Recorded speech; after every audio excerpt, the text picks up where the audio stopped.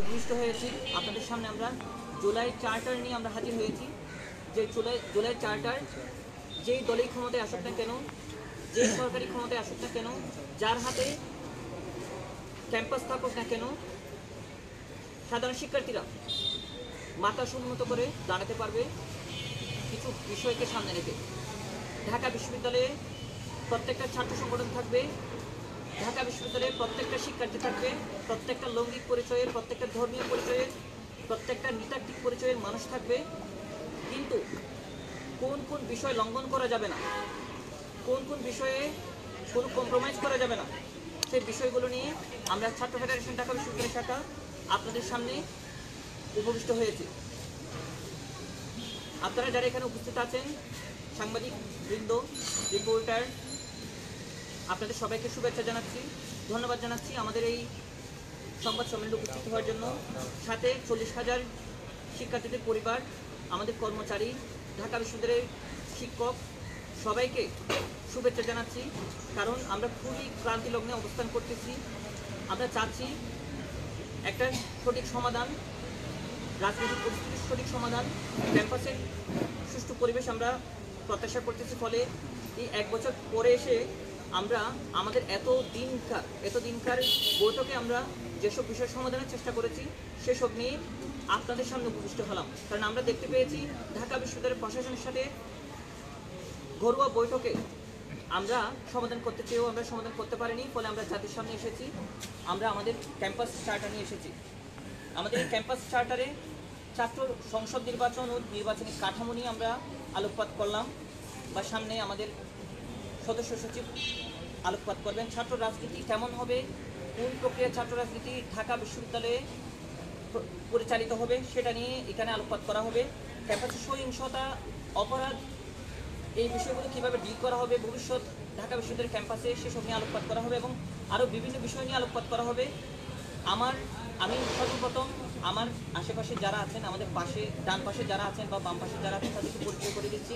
আমার ডান পাশে আছেন সদস্য সচিব ঢাকা বিশ্ববিদ্যালয় শাখার সাকিবুর রনি, ফিজিক্স ডিপার্টমেন্টে পড়াশোনা করছেন। আমার ডান পাশে আরও আছেন সাইমন নাহার কৌশি, তিনি নৃত্যকলা বিভাগে পড়াশোনা করছেন। আমার বাম পাশে আছেন সীমা আক্তার, জুবাইর প্রতিমা আছেন এবং হাসিবুর রহমান আছেন।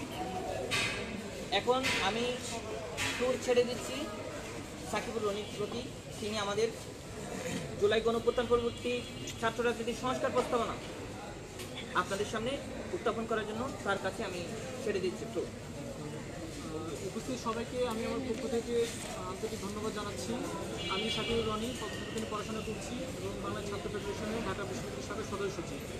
আমি এখন আপনাদের সামনে আমাদের জুলাই গণঅভ্যুত্থান উত্তর ছাত্র রাজনীতি সংস্কার বিষয়ক প্রস্তাবনাটি লিখিত অংশ পড়ে শোনাচ্ছি।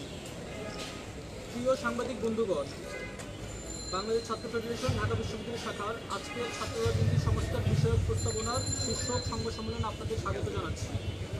সংবাদ সম্মেলনের শুরুতেই আমরা শ্রদ্ধার সাথে স্মরণ করছি জুলাই গণঅভ্যুত্থানের শহীদ আবু সাঈদ, শহীদ ওয়াসিম, শহীদ জুলফিকার শাকিল, শহীদ রিয়া গোপ সহ সকল শহীদদের। বাংলাদেশের ছাত্র আন্দোলনের গৌরবোজ্জ্বল ভূমিকা রয়েছে। 52 ভাষা আন্দোলন থেকে শুরু করে 69-এর গণ অভ্যুত্থান, 1971-এর মুক্তিযুদ্ধ, 90-এর গণ অভ্যুত্থান এবং সর্বশেষ জুলাই গণ অভ্যুত্থানেও ছাত্র সমাজের গৌরবোজ্জ্বল ভূমিকার ধারাবাহিকতা আমরা দেখেছি। ফ্যাসিবাদ বিরোধী দীর্ঘ লড়াইয়ের ধারাবাহিকতায় জুলাই গণ অভ্যুত্থানের মধ্য দিয়ে ফ্যাসিস্ট শেখ হাসিনার পতন হয়েছে। বাংলাদেশের অন্যান্য গণতান্ত্রিক আন্দোলনের ধারাবাহিকতায় জুলাই গণ অভ্যুত্থানেও বাংলাদেশের ছাত্র সমাজ অত্যন্ত গুরুত্বপূর্ণ ভূমিকা পালন করেছে। দীর্ঘ এই ফ্যাসিবাদী শাসনে বাংলাদেশের সকল শিক্ষা প্রতিষ্ঠানগুলোতে শিক্ষার্থীদের উপর গণ এবং গোষ্ঠী নির্যাতন, নিপীড়ন, এমনকি হত্যার ঘটনাও ঘটিয়েছে ছাত্রলীগ। শিক্ষার্থীদের সকল গণতান্ত্রিক অধিকার কেড়ে নিয়ে নিপীড়ন, নির্যাতন করে ফ্যাসিবাদী শাসনের বিরুদ্ধে ছাত্র সমাজ যাতে ঐক্যবদ্ধ লড়াই গড়ে তুলতে না পারে সেজন্য লাঠিয়ালের ভূমিকা পালন করেছে ছাত্রলীগ। কিন্তু সর্বশেষ জুলাই গণ অভ্যুত্থানে সমস্ত বিভাজন ভেঙে দিয়ে ছাত্র সমাজের ঐক্যবদ্ধ ভূমিকার কারণে আমরা বিজয় অর্জন করেছি।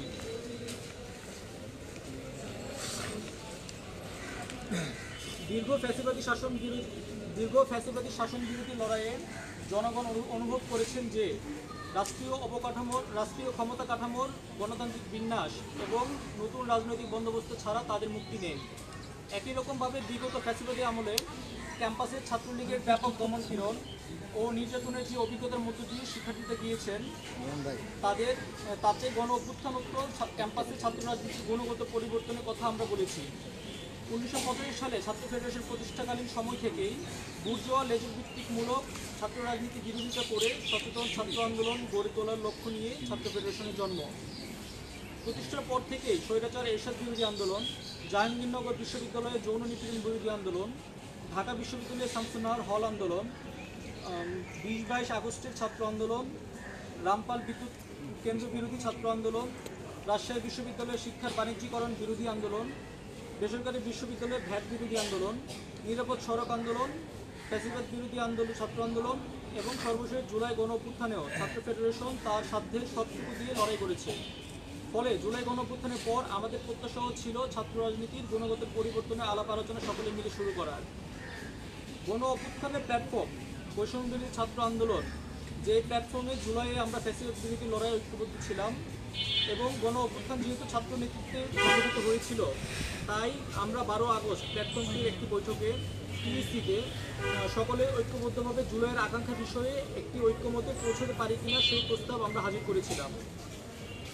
একই সাথে ছাত্র রাজনীতির একটি গুণগত পরিবর্তনের যে আকাঙ্ক্ষা শিক্ষার্থীদের মাঝে ছিল, সেই আকাঙ্ক্ষার বাস্তবায়নে সেই ছাত্র সংগঠনগুলোর মধ্যকার আলোচনা চালিয়ে নিতে বৈষম্য বিরোধী ছাত্র আন্দোলনের নেতৃত্বের প্রতি আমরা আহ্বান জানাই। কিন্তু বৈষম্য বিরোধী ছাত্র আন্দোলন তা করেনি। পরবর্তীতে ছাত্র রাজনীতি নিষিদ্ধের নামে ক্যাম্পাসে যে অরাজক পরিস্থিতি তৈরি করা হয়েছিল, তার কারণে এই আলাপ আর এগিয়ে নেওয়া সম্ভব হয়নি। তবুও ঢাকা বিশ্ববিদ্যালয় প্রশাসন যখন ছাত্র সংগঠনগুলোর সাথে বৈঠক করা শুরু করে, তখনই সেখানে ছাত্র ফেডারেশন ছাত্র রাজনীতি গুণগত পরিবর্তনের লক্ষ্যে আমরা আমাদের তাৎক্ষণিক প্রস্তাবনা সেখানে হাজির করেছিলাম। সম্প্রতি ডাকসু নির্বাচনের তফসিল ঘোষণা করা হয়েছে। আমরা মনে করি ডাকসুকে সামনে রেখে ছাত্র রাজনীতির গুণগত পরিবর্তনের আলোচনা আবার নতুন করে সামনে এসেছে। এই অবস্থায় আমরা আমাদের প্রস্তাবনাগুলো শিক্ষার্থীদের আলোচনার জন্য তাদের সামনে উপস্থাপন করেছি। সকলের আলোচনা ও মতামতের ভিত্তিতে আমরা একটি চূড়ান্ত প্রস্তাবনা তৈরি করব। একই সাথে বিশ্ববিদ্যালয়ের শিক্ষার্থীদের প্রতি প্রতিশ্রুতিশীল সকল ছাত্র সংগঠনকেও ছাত্র রাজনীতির গুণগত পরিবর্তনে তাদের প্রস্তাবনা শিক্ষার্থীদের সামনে হাজির করার আহ্বান জানাই। এই অবস্থায় আমাদের যেই ছাত্র ফেডারেশনের ছাত্র রাজনীতি বিষয় সংস্কারের প্রস্তাবনা, এটি বাকি অংশ পড়ে শোনাবেন আমাদের ঢাকা বিশ্ববিদ্যালয় শাখার সদস্য সীমা আক্তার।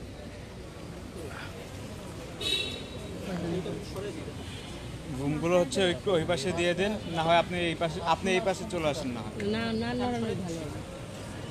না সরিয়ে মাঝখানে চলে আসলেই ভালো হয়, মাঝখানে ওনাকে দিয়ে দেন।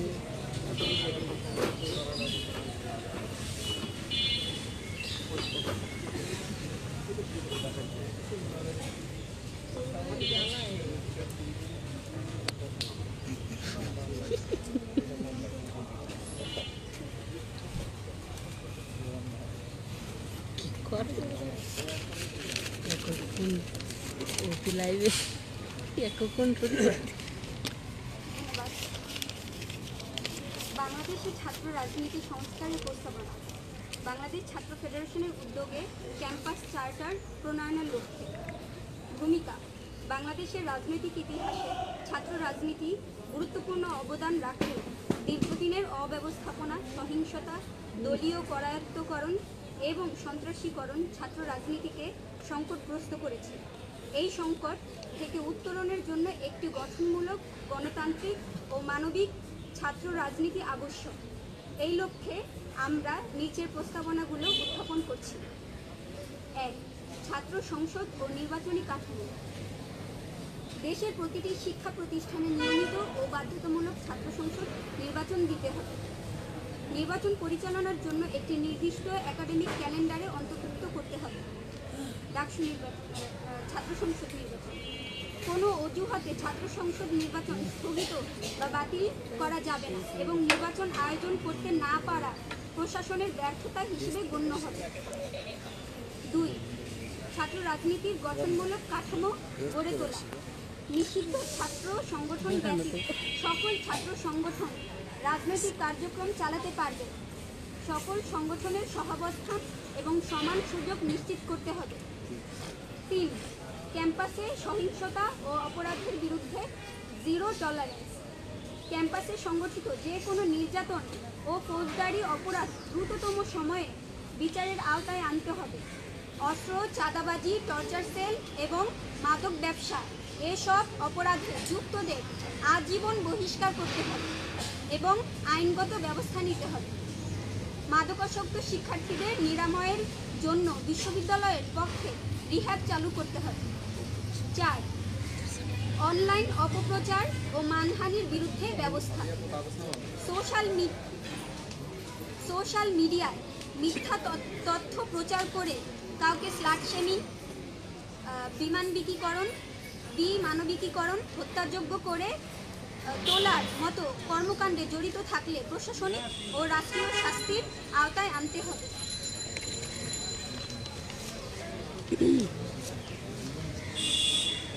সোশ্যাল মিডিয়ায় সাইবার বুলিং বন্ধে প্রশাসনিক কঠোর পদক্ষেপ হিসেবে প্রয়োজনে 1 অথবা 2 অথবা 3 বছর পর্যন্ত বহিষ্কার করার প্রথা চালু করতে হবে।